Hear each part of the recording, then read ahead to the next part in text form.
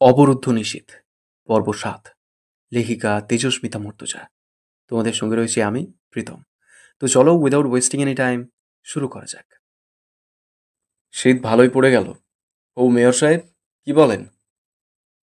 মুস্তাকিনের স্বঘোষিত কথায় হামজা হাসল। মেয়র সম্বোধন করে কি অপমান করতে চাইছেন, নাকি আগাম শুভেচ্ছা বার্তা জানাচ্ছেন? আসলেই বুঝতে চাপ পাচ্ছি। মুস্তাকিন হাসল। হাসি মুখে যখন বলেছি শুভেচ্ছা বার্তায় ধরে নিন। রাস্তায় রাস্তায় পোস্টার সারার কাজ শুরু হয়ে গেছে। শুভকামনা আপনার জন্য। হাত মেলালো দুজনে।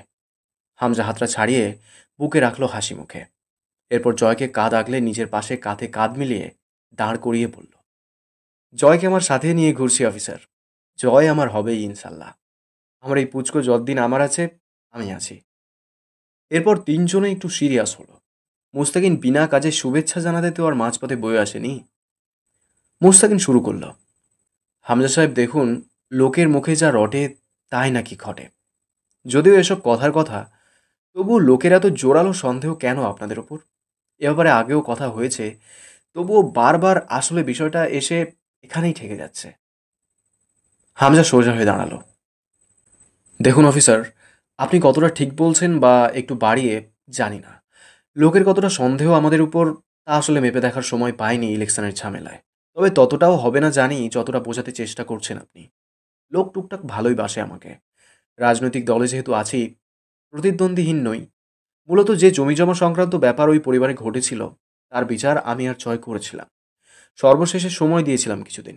মানুষ জমি সমস্যায় পড়ে বিক্রি করতেই পারে।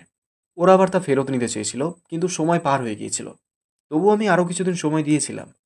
এর মানে এটা কিভাবে হয় যে একটা ছোট্ট 15 বছর বয়সী মেয়ে, যে হয়তো আমার বোনের সমান, তাকে এমন নৃশংসভাবে... মাথা নাড়ল হামজা। যুক্তিতে মেলে আসলে? মুস্তাকিন নিজেও মাথা দোলালো। সে বুঝেছে এমনভাবে। হামজা আবার বলল, কিন্তু এখন একটা বড় কাজে হাত লাগিয়েছি। লোকের চোখে এমনিই পড়ে গেছি। যেমন বিপক্ষ দলগুলোর চোখে, তেমন সাধারণ মানুষ একটা ছুতো পেলে ছাড়ছে না। বোঝেন তো, রাজনৈতিক নেতাদের সাধারণ মানুষ কোনো কালেই ভালো চোখে দেখেনি, কারণ তাদের চাহিদা অপূর্ণ রয়ে যায় বহু। মোস্তাকিন রোদ চশমাটা চোখে আটল। দারুণ সুদর্শন একজন পুরুষের খেতাব পাওয়ার মতো সবই আছে তার মাঝে, যদিও তিনজনেই নিজস্ব বিশেষত্বে বিশেষায়িত। শীতের দুপুর হলেও রোদের ঝাঁঝটা এসে চোখে হানা দিচ্ছে। হামজা যে কথার মারপ্যাচে দারুণ দক্ষ এবং সুবিন্যস্ত কথার কৌশল, তা এড়িয়ে যাবার মতো নয়। আর হবেই না বা কেন? এমনি এমনি নয়। এত কম সময়ে এত জনপ্রিয়তা এবং পরিচিতি নিয়ে রাজনীতি দাপিয়ে বেড়াচ্ছে। মুস্তাকিন প্রশ্ন করল, আপনি বিপক্ষ দল বলতে কী বোঝাতে চাইছেন? সেই বিষয়টা ক্লিয়ার করুন। এখানে আপনাদের এভাবে বেশিক্ষণ ধরে রাখা ঠিক হবে না। সাথে আমার নিজেরই গা জ্বলছে। দ্রুত কথা সেরে নিই। হামজা বলল, আমার চাচা শ্বশুর, মানে সাবেক মেয়র সাহেব। এবার তাকে হারিয়েই আমাকে জিততে হবে। সে কোনো কালেই আমাকে ভালো চোখে দেখেনি, দেখছে না। মুস্তাকিন প্রশ্ন করল, তা কিসের ভিত্তিতে বলছেন? হামজা হাসল। সেদিন জয়কে ডেকেছিলেন তিনি নিজেই। এরপর হঠাৎই জয়ের গাড়ির সামনে বিপজ্জনকভাবে একটা বোঝাই ট্রাক চলে এসে মেরে দিতে দিতে বাঁচিয়ে চলে গেছে। এটাকে কিভাবে ব্যাখ্যা করব? এসব আমাদের সাথে হতেই থাকে। তবে এটা কাকতালীয় ছিল না অফিসার। আপনাদের গন্তব্য এখন কোথায়? মেয়র সাহেবের সাথেই দেখা করতে যাচ্ছি। মুস্তাকিন হাসল। সেদিনের ঘটতে যাওয়া অ্যাক্সিডেন্টের দায় মেয়র সাহেবকে দিয়েছেন নাকি? সেই হিসেব চুকাতে যাচ্ছেন? হামজা হেসে ফেলল নিঃশব্দে। তার তলোয়ারের মতো রাজকীয় অভিজাত গোফের সরু প্রান্ত পাক খেয়ে গেল হাসির দমকে। মুস্তাকিন আবার বলল, আচ্ছা, পরে টরে একবার কার্যালয়ে আসুন। এখানেই রোদে গা পুড়িয়ে কথা জমছে না। অনেক তথ্যর প্রয়োজন। মানছি এখন ব্যস্ত আপনারা, তবে তবুও একটু আসুন সময় করে। চলি। হাত মিলিয়ে গাড়িতে ওঠার সময় জয়কে বলল মুস্তাকিন, গিয়ে আবার মেয়র সাহেবকে খুনটুন করে আসবে না যেন। জয় নিজস্ব ভঙ্গিমায় ঠোঁটে এক পেশে হাসি হাসল। আমাদের আগে আপনিই দেখছি শিওর সেদিনের কাজটা মেয়র করেছে। মুস্তাকিন আর কিছু বলল না। চলে গেল বিপরীত দিকের গাড়ি ভাগিয়ে। খাঁড়া দুপুর। বাংলায় অগ্রহায়ণ মাস পড়ে গেছে। ঠান্ডা গরমের কাটাকাটি চলছে। জয় গাড়ি থেকে নামলো পরে হামজা বেরিয়ে গেছে ফোন কানে ধরে। সামনে দোতলা বাড়ি। কবির জয়কে জিজ্ঞেস করল, আমি কি যাব ভিতরে? জয় ঘাড় ঘুরিয়ে তাকালো। আমার বিয়ের বরযাত্রী হয়ে এসেছে সালা। আমার সাথে গিয়ে আজ তো মুরগির প্লেটের সামনে বসবি তাড়াহুড়ো করে। হামজা ফোনে কথা সেরে এসে দাঁড়ালো। জয় খ্যাক খ্যাক করে উঠল, তোমার ফোন না ঘন্টা? বালটা সারাদিন খালি বাজতেই থাকে। হামজা গম্ভীর মুখে তাকালো। জয় তা উপেক্ষা করে ভেতরের দিকে এগিয়ে যায়। এ বাড়িতে আলাদা বৈঠকখানা নেই, তা জানে দুজনেই। জয়ের চাচা শ্বশুরের বাড়ি ছাড়াও মেয়রের বাড়িতে দুই ঘাঘর যাতায়াত আগে পরেই আছে। বর্ষা রুমে বসেই রাজনৈতিক আলোচনা সারেন মেয়র কামরুজ্জামান ঝন্টু। এখন আর ওনার সাথে ওনার সহকারী নেই। ওরা এসেছেই ভরদুপুরে অসময়ে। এবাড়ির বাজার করার লোকটা এসে ভেতরে নিয়ে গিয়ে ওদের বসার ঘরের সোফায় বসালো। লোকটা বোধহয় হিন্দু। ওদের বলল, বসুন আপনারা, বাবু আসতেছে। জয় আস্তে করে মুখ বিকৃত করল। যা পারে না তা মারাতে হবে কেন? ভদ্র ভাষা ব্যবহার করছে দেখো। হামজা শক্ত মুখে তাকিয়ে বলল, তোর খাপছাড়া মুখে লাগাম দে জয়, নয়তো একটা থাপ্পড় মারবো। দুটো দাঁত পড়ে যাবে সামনের পাটি থেকে। জয় ক্রুর হাসল। ব্যাপার না, তবে তাতে তোমার হাজারখানেক ভোট কমবে এবার। হামজা ডান দিকে অল্প ঝুঁকল, নিচু স্বরে বলল, তুই একাই 1000 ভোট মারবি? জয় চুইংগাম চিবোতে চিবোতে বলল, আমার বাচ্চারা মারবে। এখন আবার জিজ্ঞেস করো না এত ছোট বয়সে এতগুলো কেমনে জন্মাইছে। আসলে সবই ক্যাপাসিটির ব্যাপার। হামজা সরু চোখে তাকালো। বড় ভাই আমি তোর। জয় অবাক হলো। আহ, জানতামই না। আগে বলেননি কেন? ভাইজান, আপনি আমার ভাই, অথচ পরিচয়ই ছিল না। এই সুখ আমি সইব কেমনে? ঝন্টু সাহেব নিচে নামলেন। এবাড়ির সিঁড়ি এক পেশে ধরনের, একদম কিনারে পেঁচিয়ে পেঁচিয়ে উপরে উঠে গেছে। তার বসার রুমে দুটো লম্বা চড়া যুবক বসে আছে। পরনে দুটোরই সাদা পাঞ্জাবি, হাতের কালো ঘড়ি দেখা যাচ্ছে এ পাশ থেকে। চুলের কাটিং আভিজাত। গম্ভীর নেতাগিরির ভঙ্গিমায় বসে আছে দুজন। একই চলন যেন কপি হয়েছে দুটোর মাঝে। তবে একটার মুখ গম্ভীর, অপরটার মুখে গাম্ভীর্যের সাথে মিশে আছে শয়তানি এক ছিদ্র হাসি। অচঞ্চল চোখের চাউনি হামচার। জয়কে যারা চেনে তারা সকলেই জানে জয়ের দৃষ্টি খুব চঞ্চল। কখনো কোথাও এক বিন্দুতে আটকে থাকে না এক স্থানে। পাখির মতো তাকিতুকি চলতে থাকে চাহনিতে। তিনি এসে সোফায় বসার পর হামজা সালাম দিল। চাচা শ্বশুর মানুষ। জয় তাও দিল না, তাকালোও না। সে ফোনে খুব ব্যস্ত। এরকম অশিষ্টতা এরা করতে পারে, না করলেই বরং অস্বাভাবিক। মেয়র সাহেব জিজ্ঞেস করলেন, কি খাবে তোমরা? জয় ফোন থেকে চোখ না তুলে বলল, চা পানি খাওয়ার হলে দুপুরে আসতাম না মেয়র কাকা। দুপুরের ভোজে কী কী আছে সেটা বলুন। মেয়র সাহেব হাসলেন। খারাপ নেই, পছন্দ হবে তোমাদের। খেলে তো ভালোই, এরকম আন্তরিকভাবে খেতে কয়জন চায়? জয় বলল, আলোচনার ক্লাইম্যাক্স ভালো হলে খেয়েই যাব। এখন চা কফি মার্কা সস্তা খাবার রাখুন। মেয়র বললেন, শুরু করো। আপনি বসে যান। আমাদের পরিবার থেকে কেউ মেয়র পদপ্রার্থী হয়ে নির্বাচন করছে এবার, জানেন তো? মেয়র হেসে ফেললেন। কেন, ভয় পাচ্ছ নাকি যে আমি বিরোধী দলে থাকলে তোমাদের পরিবারে ভোট পড়বে না? হামজা মাথা নিচু করে বসে শুনছিল আলাপ। এবার মাথা তুলে হাসল। ভয়? ভয় নয়, আমার ছেলেরা আপনার সাথে হাঙ্গামা করবে কাকা। আমি সুষ্ঠু নির্বাচন চাইছি। তাই আপনি বসে গেলে ঝামেলা থেকে বেঁচে গেলেন। প্রফিট আপনার, অ্যাডভাইস আমার। মেয়র বললেন, রাজনীতিতে এতগুলো বছর কাটিয়েছি হাঙ্গামার সাথে পরিচিত না হয়েই। বেশি দিন বরং ঝামেলা না হলেই খুব মিস করি ঝয় ঝামেলাকে। তো এভাবে কি সব প্রার্থীকে হাঙ্গামা থেকে রক্ষা করতে বাড়ি বাড়ি গিয়ে অনুরোধ করে আসবে? তোমার মতো এমন শুভাকাঙ্ক্ষী বিরোধী কয়জনের কপালে জুটেছে রাজনৈতিক জীবনে? অনুরোধ করছি, হাসলো হামজা। কাকা, আমি শুধু ছাত্রলীগ করে যে জনতার ফেম জুটিয়েছি, আপনি 5 বছর মেয়র থেকে কেন, আরও 10 বছর সময় নিলেও তার একাংশ নিজের করতে পারবেন না। উপহাসের সুরে বললেন মেয়র। আচ্ছা, ক্ষমতাধারী হয়ে গেছে তাহলে? তো সেই হিসেবে এখন তুমি তোমার ক্ষমতার জোরে প্রতিদ্বন্দ্বী নির্বাচন করতে চাও? হুম, তাহলে সেই জিতকে জেতা বলা চলবে নাকি? আমি শুধু আপনাকে বসতে বলছি। তুমি বললে আমি বসে গেলাম। ভয় পেয়েছি খুব তোমাকে জামাই আব্বা। নাটকীয়তার স্বরে বললেন মেয়র। স্বাভাবিক স্বরে জবাব দিল হামজা, কিন্তু আমি তো আপনাকে ভয় পেয়ে বসতে বলিনি। ভালোভাবে বুঝে শুনে বসে পড়ুন। বুঝলে আপনি আপনা থেকেই বসে যাবেন অবশ্য। কি বুঝবো আমি? কত কিছুই তো রয়ে গেছে বোঝার। মেয়র সাহেব শান্ত স্বরে বললেন, এমন কি বোঝার রয়েছে যার জন্য নির্দিষ্ট করে শুধু আমাকেই বসে যেতে হবে, এবং সেটা তোমার বলাতে? আমাকে দুর্বল আর নিজেকে বেশি পাওয়ারফুল ভেবো না। ঝড় কিন্তু আগে পাওয়ার হাউসকেই ড্যামেজ করে বাপ। হাসলেন মেয়র সাহেব কথাটা বলে। হামজা হাসি মুখে বলল, আপনি বসে না গেলে বিশাল তামাশা খাড়া হবে কাকা, যেটা এমনিতেও আপনার নির্বাচন ডাউন করবে। মেয়র সাহেব প্রত্যুত্তর করলেন, তামাশা আমরা না করতে শিখেই রাজনীতিতে 28 বছর কাটায়নি। এটা ভুলে যাচ্ছ কেন পাগল ছেলে? তুমি তো সেদিনের ছেলে। যাই হোক, বলো কেন বসতে হবে আমাকে? আমি চাইছি তাই, এটুকুই যথেষ্ট। আপনি আমার প্রতিপক্ষ বলে বলছি এমনটা ভাবাটা কেমন উদ্ভট হয়ে যাবে না? নির্বাচন কেমন হওয়া চাই জানেন? হাজার কয়েক প্রার্থীর ভিড়ে আমি জিতে বসে থাকবো, এমন। ইনফ্যাক্ট আমি আপনাকে আর নির্বাচন করতে দেব না, ব্যাস। এজন্য আপনি বসে যাবেন। এর চেয়ে বড় কোনো কারণ দরকার নেই আর। স্বাভাবিকভাবে জানতে চাইলেন মেয়র সাহেব। না চাওয়ার কারণ? হামজা চুপচাপ কিছুক্ষণ মেঝের দিকে চেয়ে থেকে ঠোঁট কামড়ালো। এরপর বলল, এই যেমন সেদিন আপনি জয়কে ডাকলেন কথা বলার জন্য, এরপর নিজেই আবার বোঝাই করা ট্রাক পাঠালেন জয়ের গাড়ি পিছতে। এতে উদ্দেশ্যটা কি? আপনি ডেকে আপনিই কেন জয়কে মারবেন? এই প্রশ্ন উঠবে মার্ডারের পেছনে। আপনি সন্দেহের তালিকা থেকে মুক্ত হবেন। জয় টপকে যাবে। ছ্যা, হাজার বছর পুরনো টেকনিক। এজন্য আমি বলি, রাজনীতি তরুণ জনতাদের জন্য। বয়স বাড়ার সাথে সাথে মানুষের এসব মারপ্যাচের জগৎ থেকে অবসর নেওয়া উচিত। এরকম মূর্খ খেলায় মজলামি লজ্জা পেয়েছি জানেন। আমার প্রতিপক্ষ এত কাঁচা হলে কি করে চলবে? মেয়র সাহেব শুধু চেয়ে রইলেন হামজার সুচালো চোখের দিকে। হামজা জিজ্ঞেস করল, কেন মারতে চেয়েছেন জয়কে?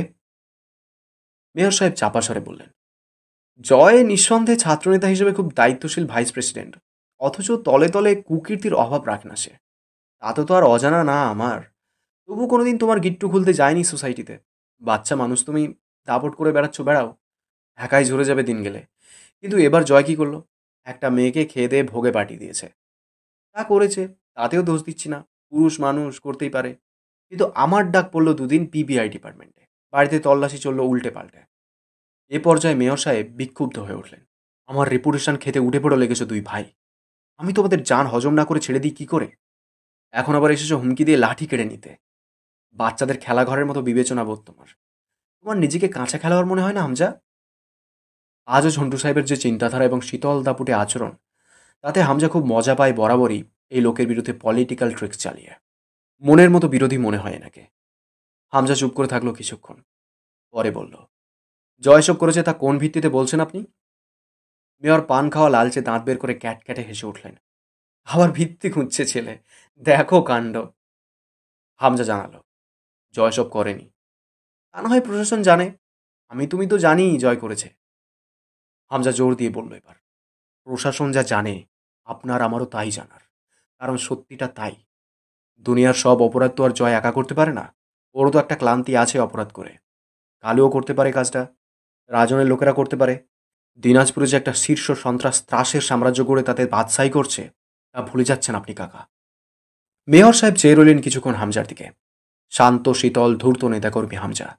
কোনো কিছুতে বিচলিত হবার প্রবণতা দেখা যায় না তার চেহারায়। মেয়র সাহেব বললেন, রাজন নাও করতে পারে, তুমিও করতে পারো। বেটা ছেলে মানুষ বলে কথা। তুমি ভিত্তি খুঁজছিলে না, ভিত্তি দিই তোমাকে।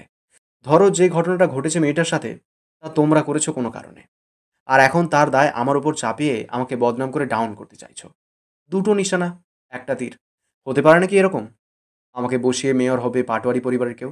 এটাই তো বলতে এসেছো। যখন দেখলে নির্বাচন খুব কাছে এসে গেছে, প্রতীক বের হয়ে গেছে, আমাকে জেলে পুরা হলো না, তীর লাগলো না আমার গায়ে, তোমরা তিন বাপ বেটাই জন্মের ফাঁসা ফেসে গেছো। আর বাড়ি চলে এসেছে বাড়ির ছেলে দুটো। কথা শেষ করে সোফায় গা এলিয়ে বসলেন ঝন্টু সাহেব। হামজা ডানে বায়ে ঘাড় ঘুরিয়ে গম্ভীর স্বরে বলল, বেশি বুঝছেন আপনি কাকা। জয় কিছুই করেনি। আর না এরকম সস্তা কাজ করার কোনো প্রয়োজন আছে আমার। আপনি নিজেও জানেন, আমি যা কামিয়েছি এই লাইনে, এবার চাইলে সংসদ নির্বাচন করলে সাংসদের একটা সিট আমার ঘাড়ে পড়ে যেত নির্ভেজালভাবে। তবে এত তাড়াতাড়ি লাভ দিয়ে কলা খাওয়ার নয় আমার। মোরবার এবার নির্বাচন করছেন না আপনি, সোজা কথা। ধরে নিন এটা আপনার পাওনা শাস্তি অথবা আমার জোর। হতে পারে সেই জোরের জেরে শুধুই আমার ইচ্ছে। আপনার শাস্তি এই যে প্রতীক বের হবার পরে আপনি নিজে গিয়ে নির্বাচন অফিসে নিজের নামটা কেটে আসবেন লাল কালিতে। ভোট কেন্দ্রে আপনার নাম এবং প্রতীকের কোনো রকম ব্যালট পেপার থাকবে না। আপনি যা করেছেন তা তো ভারী পড়বেই আপনার উপর।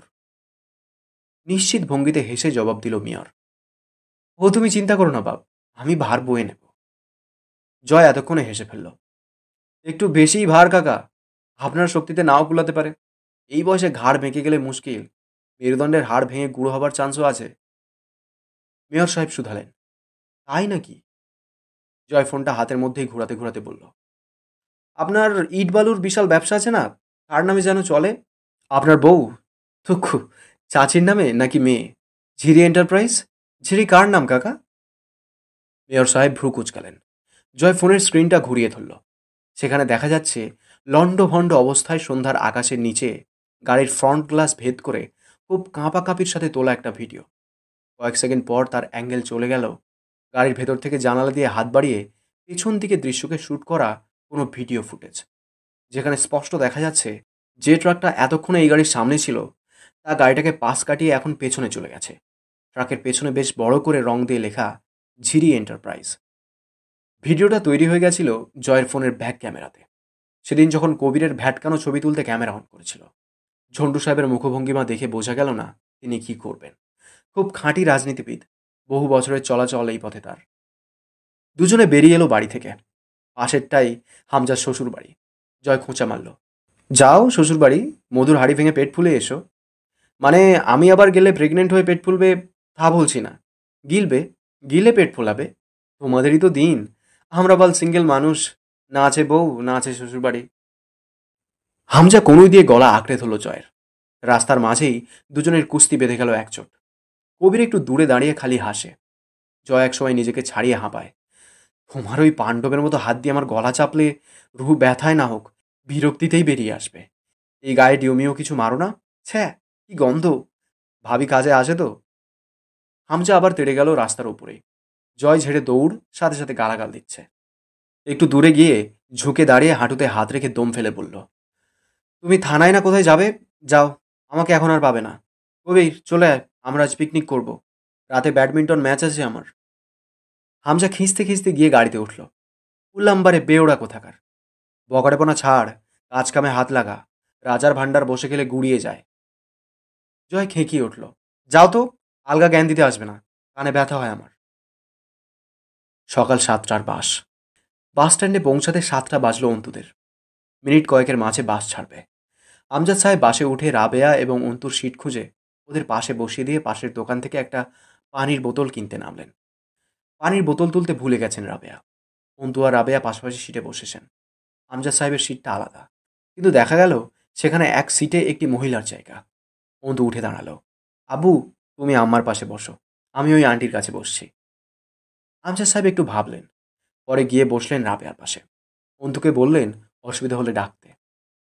অন্তিক আমজাদ সাহেবের ছেলে আইনতভাবে, তবে বহু আগেই খারিজ হয়ে গিয়েছে বোধহয় মন থেকে।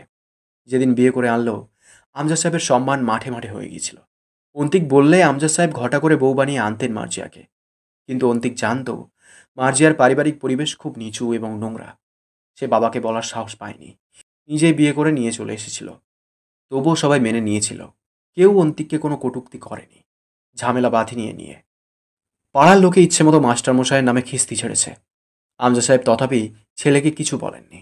অথচ মার্জিয়ার স্বভাব এবং আচরণ দিনকে দিন মাস্টারমশাইয়ের বাড়িটাকে বস্তি ঘরে পরিণত করেছে।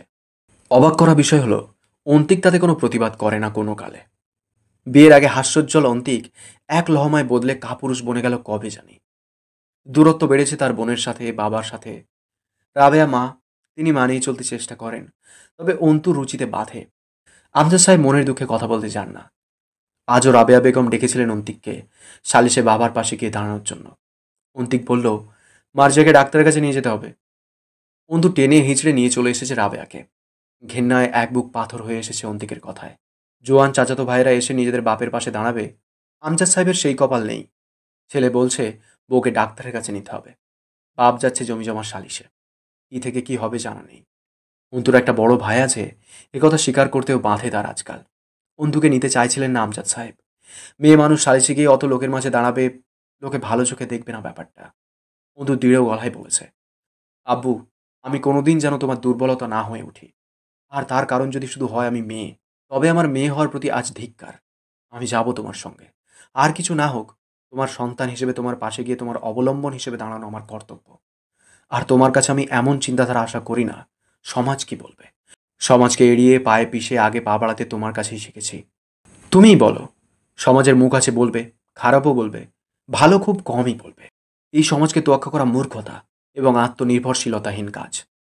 এই সমাজ প্রতিবাদী চেতনাধারীদের নিকট চিরদিন পদদলিত। সমাজের বিরুদ্ধে যারা কিছু করে মরেছে, তারাই কেবল অমর হয়ে রয়ে গেছে যুগে যুগে। আমজাদ সাহেব স্নেহ করে তাকালেন মেয়ের দিকে। বাসের সিটের সাথে মাথা এলিয়ে দিয়ে চোখ বুজে আছে। নেকাবের আড়ালে মুখটা দেখা যাচ্ছে না, অথচ চোখ দুটো বুজে থাকার পরেও হালকা কুঁচকে আছে। তিনি গম্ভীর স্বভাবের মানুষ, সামনে ভালোবাসা দেখাতে অক্ষম। তাই হয়তো অন্তু কোনোদিন বুঝতে পারবে না তার বাবার কলিজার এক টুকরো মাংসপিণ্ডের নাম অন্তু। আজ মার্জিয়ার চাচার বাড়ির লোক অন্তুকে দেখতে আসার কথা ছিল। আমজাদ সাহেব মানা করে দিয়েছেন। মার্জিয়া গড়গড় করতে করতে রুমে ঢুকে গেছে, আর কথা বলেনি।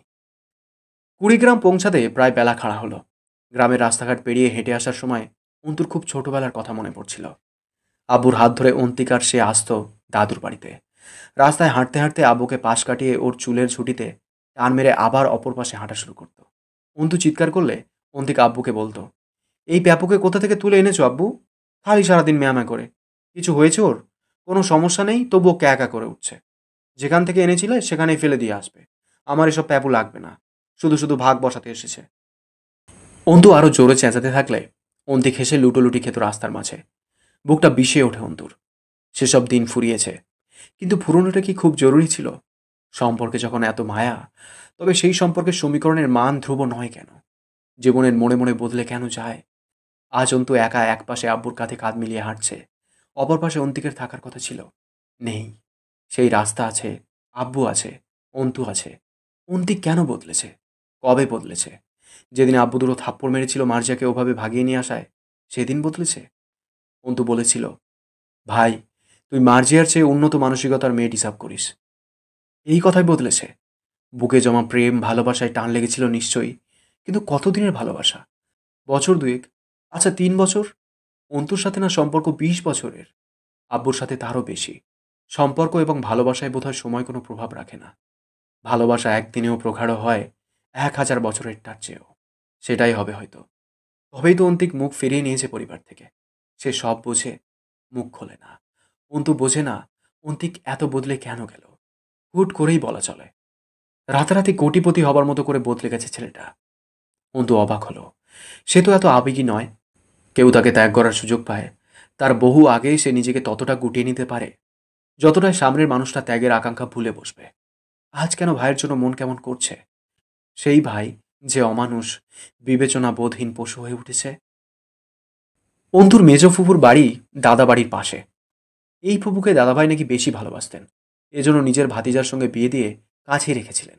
তার বাড়িতেই দুপুরে খাবার খেলো 3 জন। বোনকে ডাকলেন আমজাদ সাহেব। মাজেদা, তোর কি মনে হয় ওই জায়গা আমার প্রাপ্য না? এটা আসলেই কোনো যুক্তি যে আমি এখানে থাকি না বলে জায়গা পাবো না? জায়গা পরিষ্কার না হলে ক্রেতা জায়গা কিনবে না। ঋণে ভরে আছি। লোকজন দুবেলা বাড়ি বয়ে আসছে। মেজো ভাই এত মূর্খ আর স্বার্থপর হলো কবে? মাজেদা দুঃখ প্রকাশ করলেন। ছিল নাই বা কবে? আমি আর কি কইতাম ভাই? আমার মেয়েটারে খোঁজার সাথে বিয়ে দিছে। পুকুর ডায় মাছ চাষ করে খায়। আমার কোনো অধিকার নাই সেইখানে। আমি নিজে মরতেছি এই দুঃখে। তোরে আর কি কই? মেজো ভাইয়ের ধর্ম ইমান নাই। অন্তু শুনল, কিছু বলল না। তার মাথায় আব্বুর শুকনো অস্থির মুখখানা চক্রাকারে আবর্তন করছে। সালিশ বসলো আছরের নামাজের পর। সেখানে আফজল সাহেব পুঁথি তুলে আনলেন সেই মোগল আমলের। কবে আমজাদ এখান থেকে চলে গিয়েছিল আর আসেনি। তার জমি চাষবাস করে সে ঠিকঠাক রেখেছে। দিনাজপুরে জমি পেয়েছে, সেখানে থাকছে। আবার এখানে ভাগ নিতে আসবে কেন? অন্তু বেশিক্ষণ চুপ থাকতে পারল না এসব যুক্তিহীন কথা শুনে। আমজাদ সাহেব চুপ করানোর চেষ্টা করলেন মেয়েকে। অন্তু রুখে দাঁড়ালো। মাতব্বর মশাইকে বলল, চাচা যান, আমার দুটো কথা আছে। এখন এটা বলবেন না আমি ছোট মানুষ, মেয়ে মানুষ। বড় এবং পুরুষ যখন সস্তা আলাপ জুড়েছে এখানে, তখন ছোট এবং মেয়ে লোককে তো দাঁড়াতে হবে সঠিক কথা বলতে, তাই নয় কি? এরপর আর কেউ অবশ্য কিছু বললেন না। অথচ বিরূপ দৃষ্টি আটকে রইল কিছু কিছু ভাইরাস টাইপের মানুষগুলোর। বন্ধু চাচাকে বলল, আপনি খুব যুক্তিসঙ্গত কথা বলেছেন কাকা। আব্বু এখানে থাকে না, সুতরাং এখানকার জায়গা তার প্রাপ্য নয়। সেই সূত্রানুসারে আপনি দিনাজপুর থাকেন না। ওখানে আপনার যে পুকুর হিসেবে জায়গা পড়ে আছে, ওটা আপনার পাওনা নয়। উত্তম বিচার। এক কাজ করুন, আগামীকাল করে চলুন। আপনার ওই জায়গা আব্বুর নামে এবং আব্বুর এই জায়গা আপনার নামে রেজিস্টার করা দুটো দলিলে দুজন সই করবেন, এবং তা স্বয়ং আমি তত্ত্বাবধায়ক হিসেবে করাবো। কোনো গরমিল হবে না, আমাকে বিশ্বাস করতে পারেন। তো ওই কথা রইল কাকা, কাল কোর্টে আসুন। আর সকলে একদম থ মেরে গেল। হেঁপে উঠে দাঁড়ালেন আফজাল সাহেব। চলায়া দাঁত ফালায় দিব বেয়াদব মেয়ে লোক। তোর মতন কুলাঙ্গার মায়া জন্ম দিয়ে আবার এই পাড়ায় জমি নিতে আছে তোর বাপ? এক ঘরে করতো এই সমাজ তোর মতো মায়ার এই পাড়ায়। অন্তু হেসে ফেলল। জি জি, কেন নয়? এই পাড়ায় এই সুবিচারের ভয়েই তো আসি না জীবনে। অতি উত্তম বিচার হয় এই এলাকাতে। আর এমন সুসমাজে আমার মতো মেয়ে থাকলে প্রতিক্ষণে রক্ত ফুটবে, তামাশা হবে। এই জন্যই দূরে আছি, লেখাপড়া করছি, ভালোই চলছে। তো আজ আব্বুর বাপের ওয়ারিশ সূত্রে পাওনা জায়গা বিনা নোটিশে আপনার হয়ে গেছে। এত চমৎকার বিচার যে এলাকায় হয়, সেই এলাকায় পা রাখার যোগ্যতা আমার নেই। সেই যোগ্যতা অর্জন করতে অনেক নিচে নামতে হবে কাকা। অত নিচে আমি নামতে পারবো না। এই বিচার দেখতে আসবো এই পাড়ায় সাহস আছে নাকি আমার? অন্তুর তাচ্ছিলের অপমান বোধ হয় এবার মাতব্বরের গায়ে সহ সকলের গায়ে ছিঁটে লাগলো। সকলেই চোখ ফেড়ে তাকিয়ে আছে। অন্তুর মুখে নেকাবের আড়ালে শুধু গাঢ় চোখ দুটো স্পষ্ট দৃষ্টিগোচর হচ্ছে। সেই চোখে প্রতিবাদ, সেই চোখের তারায় তারায় সাম্যবাদ।